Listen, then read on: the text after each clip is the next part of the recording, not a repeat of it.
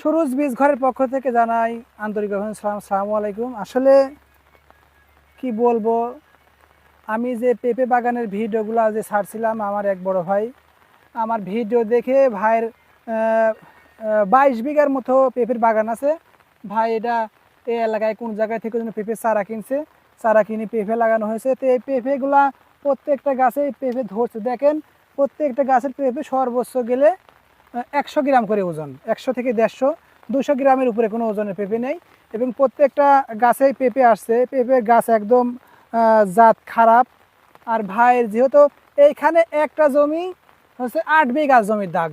আসলে ভাই যেহেতু এত বড় একটা প্রজেক্ট বাণিজ্যিকভাবে ভাই পেঁপে চাষ করেছে, এখন আসলে পেঁপে যদি ভালো না হয় তাহলে কিন্তু ভাইয়ের পুরোটাই লসের পাল্লা।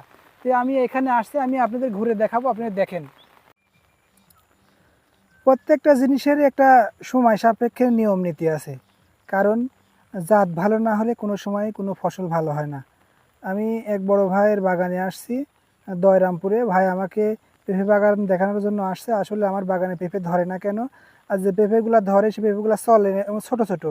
দেখেন, যে পেঁপের জাত ভাই মানে লাগিয়েছে, প্রত্যেকটা ঝোপায় অনেকগুলা করে পেঁপে ধরেছে এবং প্রত্যেকটা পেঁপে এতটুকুই জাত। এই জাতগুলা বাজার থেকে ভাই কম দামে পেয়েছে, সেই জন্য এই গাছগুলা উনি 21 বিঘা পেঁপের চাষ করেছে, কিন্তু প্রত্যেকটা গাছ থেকে এরকম ফল পাওয়া যাচ্ছে। আপনি বাদ বাকি গাছগুলো দেখাচ্ছি, দেখুন।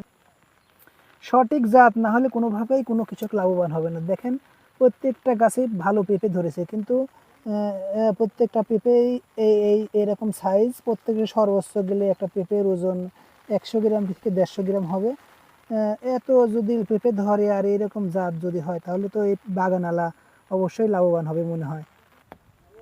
দেখেন, বিশাল বড় বাগান, কিন্তু বাগানে কোনো মাল নেই। পেঁপের যে গাছের ভাব, তাতে আমার মনে হয় না যে আসলে এখানে ভাই লাভবান হবে। ভাই যে চারাগুলা বাইরে থেকে কিনে নিয়েছে সেগুলা অনেক নিম্নমানের চারা। দেখেন, পেঁপের গাছগুলা অনেক সুন্দর। পেঁপে জাতগুলা আসলে একদম খারাপ দিয়েছে। আর ব্যবসা তো একদিনের জন্য না, এটা সারা জনম একটা মানুষের ক্যারিয়ার গড়ে।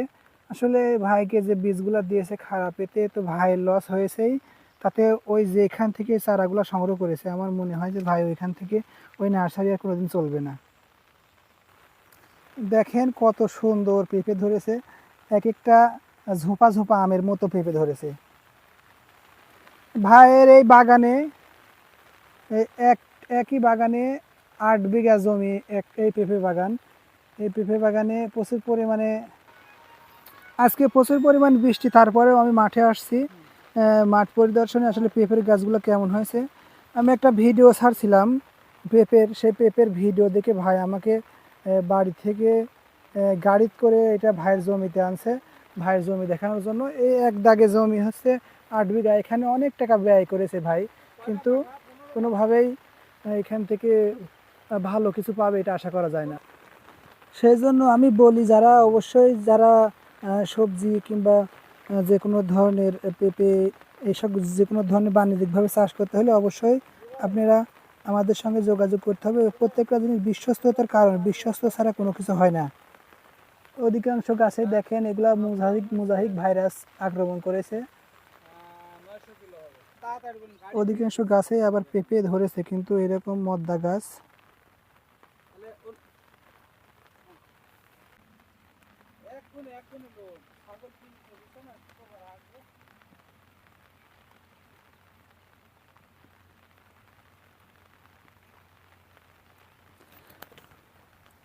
দেখুন কি পরিমাণে পেঁপে ধরেছে।